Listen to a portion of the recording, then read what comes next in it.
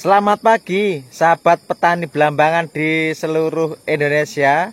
Berjumpa kembali dengan saya Susanto, petani belambangan dari Kabupaten Banyuwangi, Provinsi Jawa Timur. Salam sehat, salam semangat, salam satu getah teman-teman.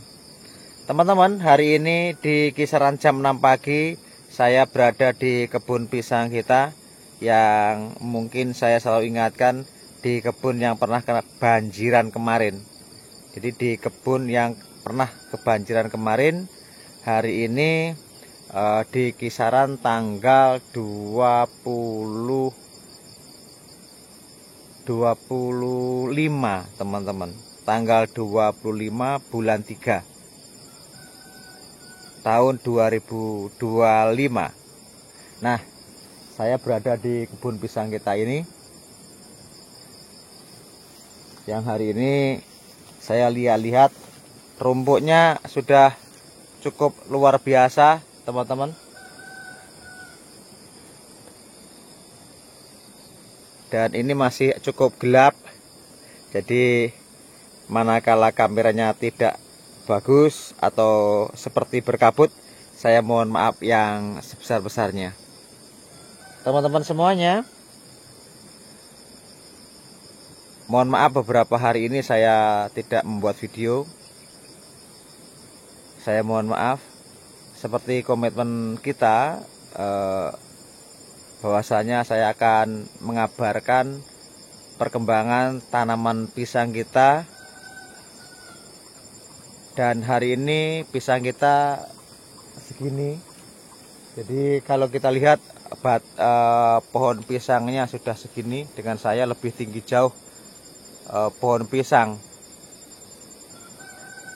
ya. Jadi seperti ini. Nah, di kesempatan yang sangat baik ini ingin juga saya menjawab pertanyaan sahabatku semuanya terkait budidaya pisang. Jadi di telepon ataupun di kolom diskusi WA saya itu bahwasanya masih banyak orang yang ragu akan peluang usaha budidaya pisang. Baik teman-teman, saya tidak ingin mempengaruhi teman-teman untuk menggiring opini harus tanam pisang, akan tetapi saya hanya sebatas menjawab saja. Jadi kalau menurut saya peluang budidaya pisang ini masih terbuka. Jadi masih bagus. Karena memang didasari dari rasa tanam pisang itu kurang menguntungkan.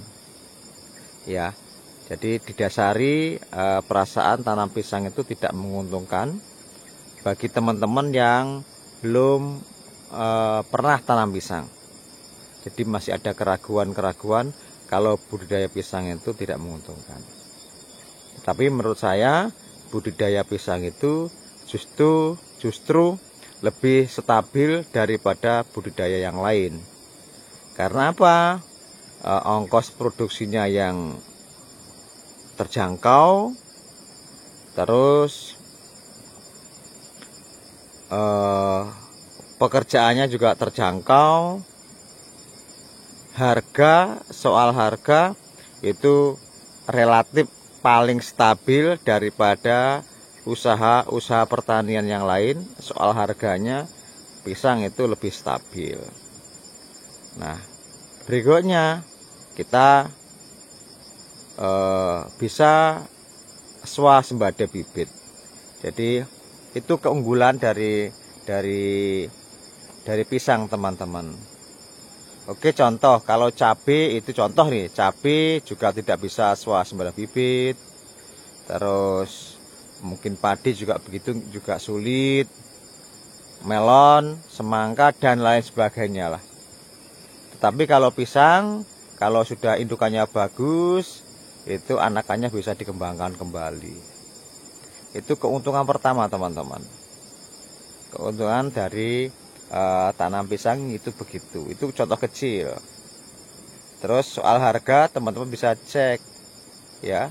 Buah pisang ini dari dulu itu ya stabil. Nah, kita hanya bisa memproduksi banyak. Tugas kita bisa memproduksi banyak dan kualitasnya bagus. Tentu ngikut teman-teman. Ya, tentu nanti juga ngikut berikutnya. Maksudnya ngikut itu ya peluang usahanya akan ngikut. Nah, jadi ini kalau kita putar-putar begini, pisangnya sudah seperti ini. Kalau dilihat dari atas kecil-kecil, tetapi kalau sudah masuk di lahan ya besar-besar teman-teman. Ini masih pemupukan 2 kali. Mestinya ini sudah bisa 3 kali sih mestinya. Tetapi karena sesuatu saya belum bisa mupuk ya, karena sesuatu kita belum bisa mupuk. Dan masih sekali lagi 2 kali teman-teman.